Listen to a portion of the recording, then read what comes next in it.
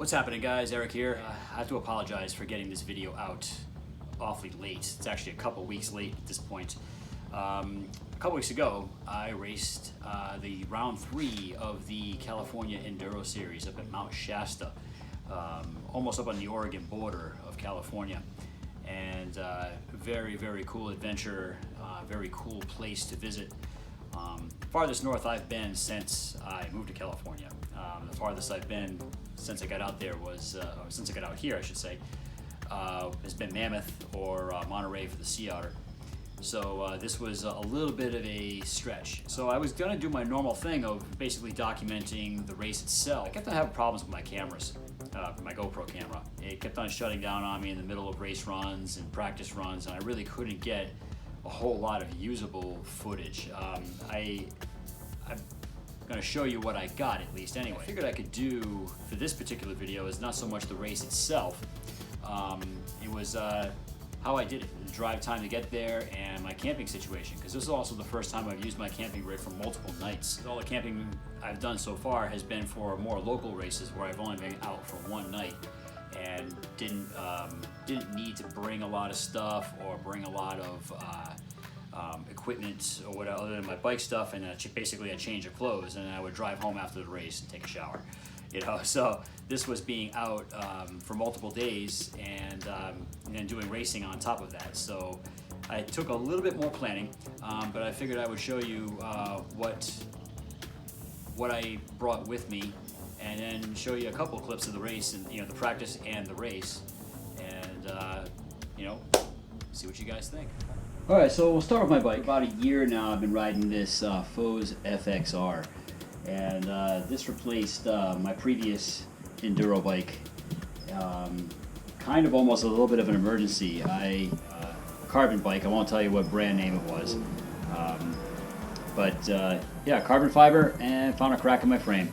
That was kind of a bummer. So I called up a buddy of mine that worked at Foes. In the space of about 4 days, I had this frame. Got the frame on a Friday. I had to work that Friday night. I built the bike up on a Saturday and then took it straight to a race on Sunday. I have it set up for the long travel in the back here. I went with the coil shock on it. I've had more luck with coil than with air. I think that's kind of the trend anyway. A lot of people are tending to go back towards coil, at least for the shocks anyway.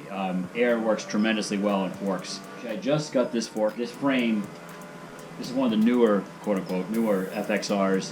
And it works a lot better with a 180 millimeter travel fork. 800 mil bars, ODI grips. I've been had a pretty good relationship with ODI grips now for 7 or 8 years now, actually. So really solid Shimano XTR shifter and derailleur. Right now I have Shimano cranks on here. I do plan to upgrade those. I have Race Face 6 cranks on my downhill bike that I really like. So I think I might get a set of those for this bike as well. They're a little shorter. These are 170 mil. I might go for the 165s. Using Maxxis rubber. I am running an insert, which definitely is definitely the way to go. And why you wouldn't run an insert from Cushcore or Minesweepers or any companies that are making a really good insert. I mean, it's foolish to not, especially if you're running tubeless. Finally went back to using a pie plate cassette in the back. I was trying to kind of man up and crank up hills, but it was actually starting to bother my knees a little bit.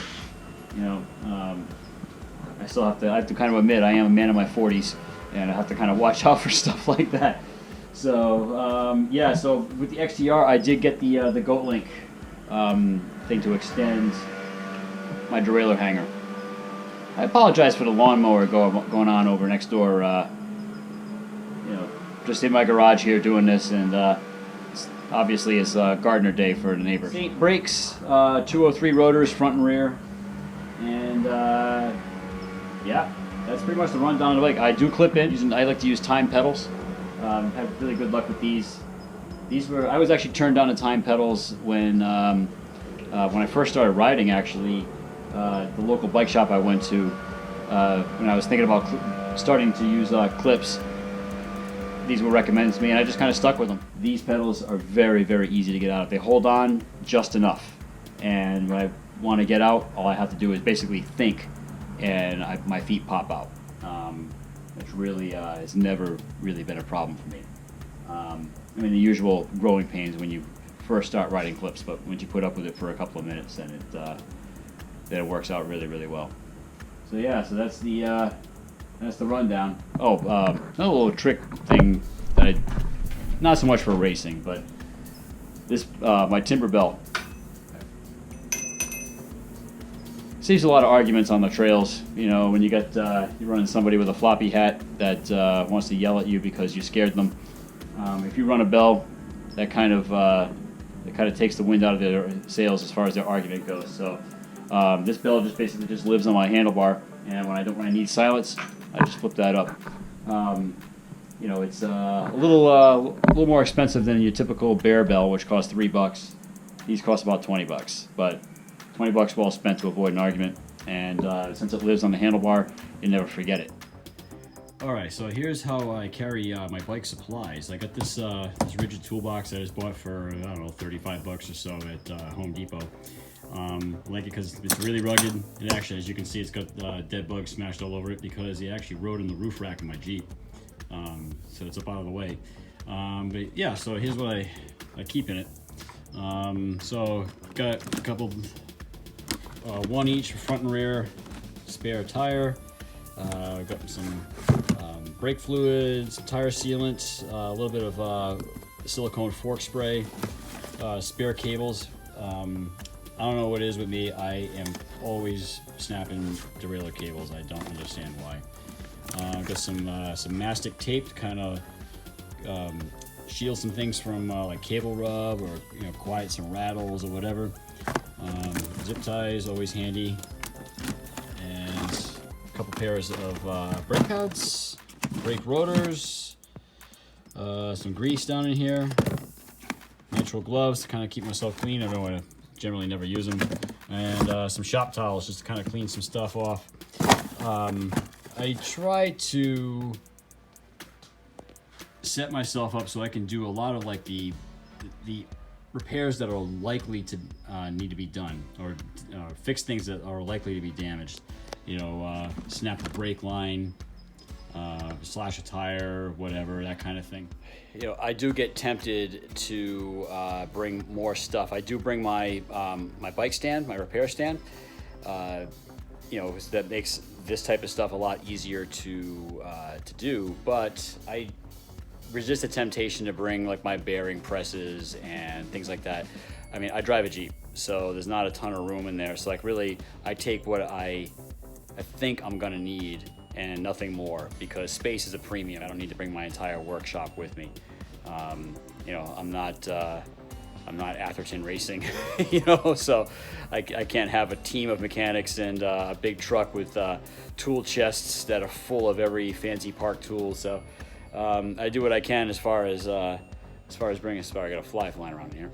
I do what I can as far as maintenance, and I try to get my bike as prepared as possible before I leave.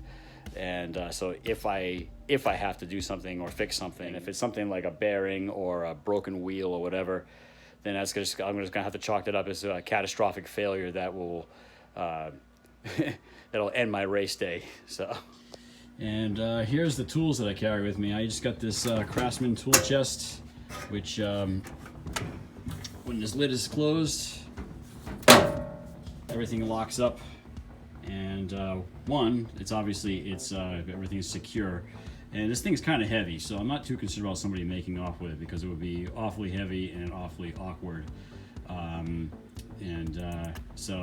But the other thing with the locking is that when it's in my truck, the drawers don't go and slide open. So I do take my Allen key set and my Torx bit set. I've got my ratchet here to use them with. I also bring a torque wrench. Figure if that's easy enough to bring. So if I'm gonna do it, I'm gonna do it right. If I need to change tokens in my fork, I do have the sockets to do that. These are the flat sockets that won't chew up the top cap of my fork. And let's see what else. Top drawer here, just the miscellaneous tape, tire levers, chain checker, valve stem core remover, things like that. I could swap a cassette if I really needed to. In here, wire cutters, cable cutters, chain breaker tool, bottom bracket tools for both Shimano and Race Face. In here, mallet, Allen keys, got my shock pump. Now, by the way, as you can see, that's like a jumble. It looks like just a bunch of toys thrown around the room.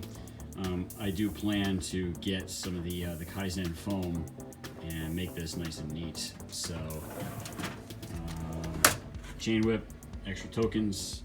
You can see I got more room for some stuff in here. I probably could condense this, but you know, my number plates and bleed tool. If you feel a little spongy, I can go ahead and do a quick, like, just a dirty lever bleed, just to kind of get the extra bubbles out. Yeah, so this whole thing just, you know, locks up like that. This is the new toy I bought for this particular trip. This is the Goal Zero Yeti 150. This thing is spectacular as far as I'm concerned. It really works really well. It's not really big. It's about the size of a car battery. It's a little hefty, but again, since I'm doing car camping, it's not too much of a problem. I just kind of you know, find a spot for it, usually behind a driver's seat.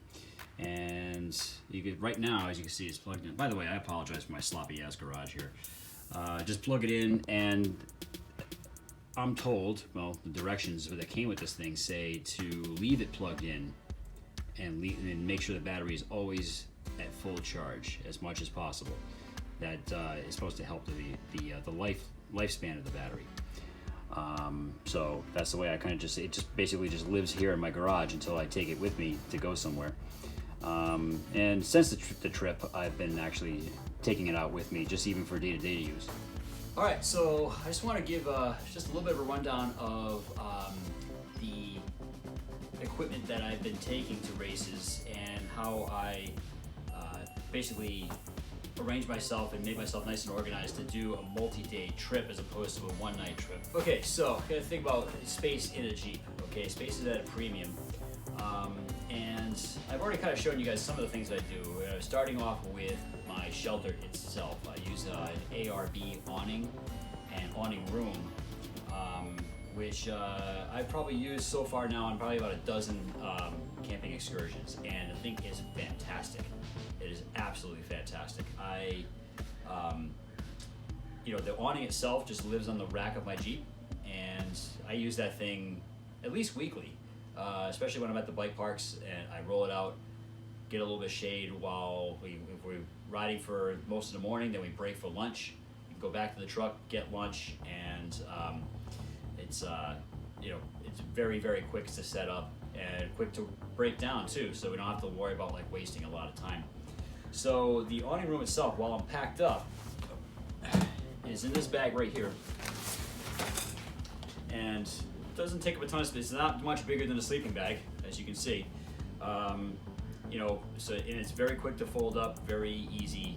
Doesn't weigh a lot, and it's okay to put stuff up on top of it because it's very dense when it's rolled up. If you're thinking about something like that, either a rooftop tent or some sort of camping or shelter that extends off of your vehicle, if you're doing an overlanding thing or whatever, this is definitely worth a look.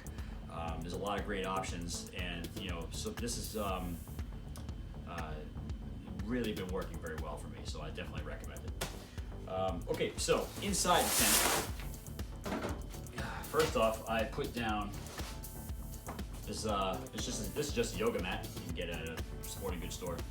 I put it down mostly. I put it right under my cot because I have a sleeping cot here.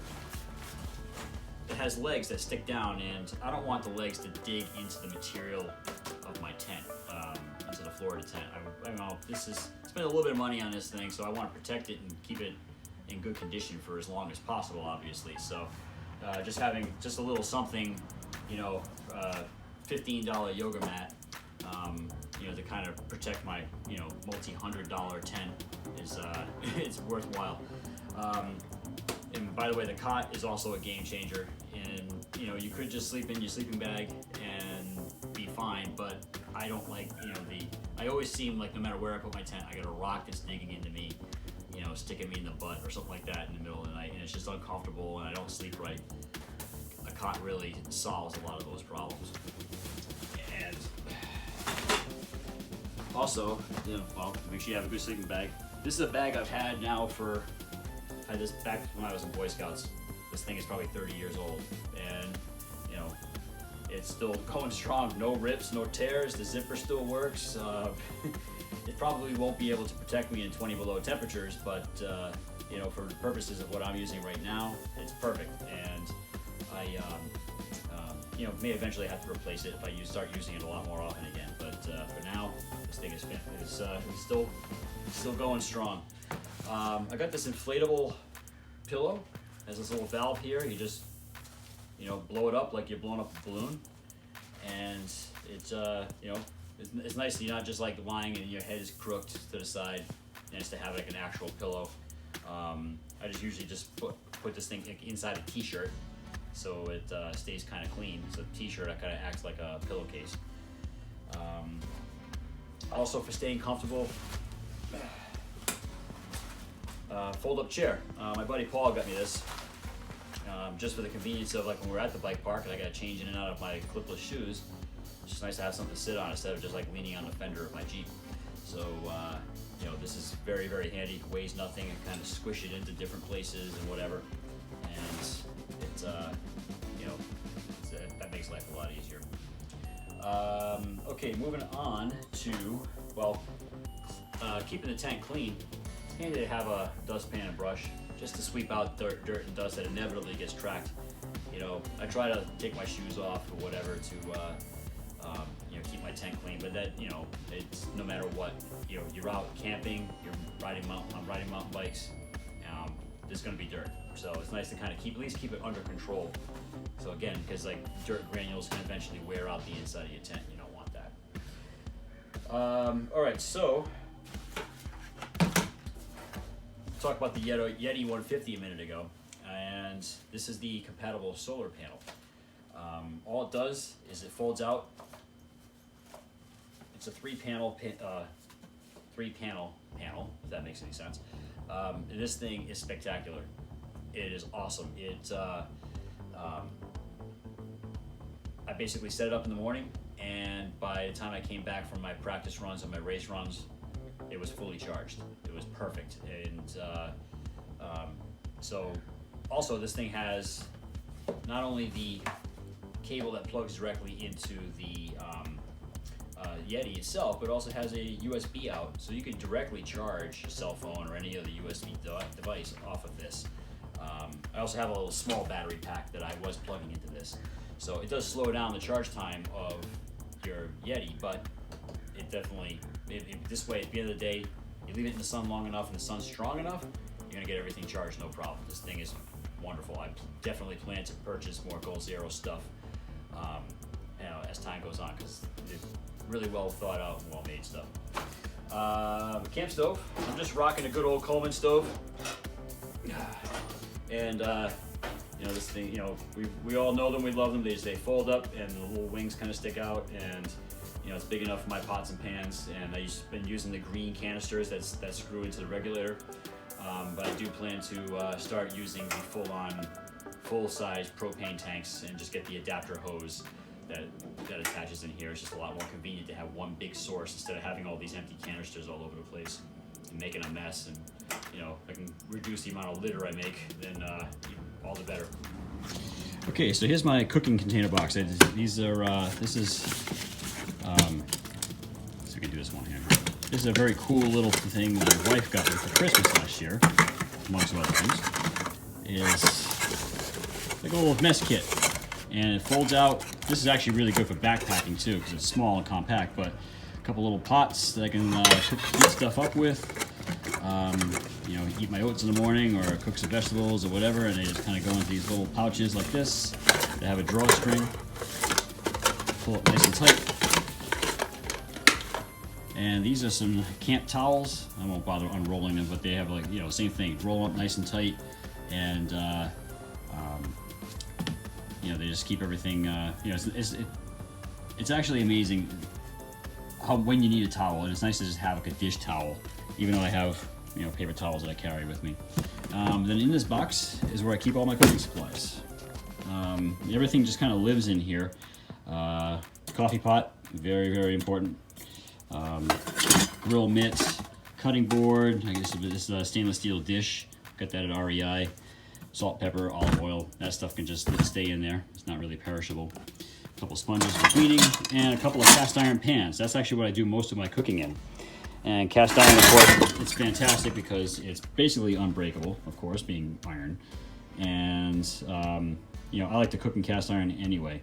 I do have to bring a couple, if I know I'm going to cook more, I usually will bring a couple of stainless steel pots, but that's kind of overkill. So that's pretty much my cooking stuff. And one more thing, when I would camp for one night, I would just use my stuff, my dish a couple of times, but now I was out for 3 nights, gotta wash my stuff. So I just would get some water and, you know, just, I would either heat up a little bit of water in here or even just like leave the bottle in the sun and it would heat up. And just throw some water in here, scrub my dishes down and dry them and just put them away. So I'm putting everything back in here clean. All my little pots and pans just live in there. And that's my cooking supplies. And finally, I have this fold-out table. I'm not gonna fold it out right now, but this is something else my wife got me for Christmas last year. It folds out, it's the size of a countertop. It's fantastic. You can see it's actually relatively small. It's maybe about 3 feet long or so, not even 3 feet. Can't forget the cooler. All right, and as you can see, I got this old, busted out Coleman cooler. Oh yeah, toilet paper, okay, can't forget that. This thing is actually due to be replaced soon, as you can see. So, but it does serve the purpose. It did actually hold ice for 2 of the 3 days. I would like to invest in a new one.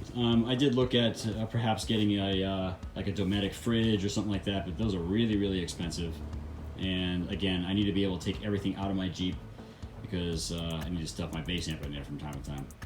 And this is right down here. This is something else I hope to bring on the next excursion. This has actually just been sitting in my garage. This is an Easy Up. I bought off a friend of mine. And he didn't know because he had gotten it on a deal and then packed it up and was sitting in his house. He never opened it and decided he wasn't going to use it. He sold it to me for short money. And then I opened it and there was no roof to it, no awning to it. So just a frame. So we're trying to track down either where that thing could be or just get a new one. So I'm going to add this so I have extra shade and shelter to go along with my awning room. So yeah, that's pretty much the long and short of my camping rig. This is perhaps the most full my Jeep has ever been. And there is a bike back there.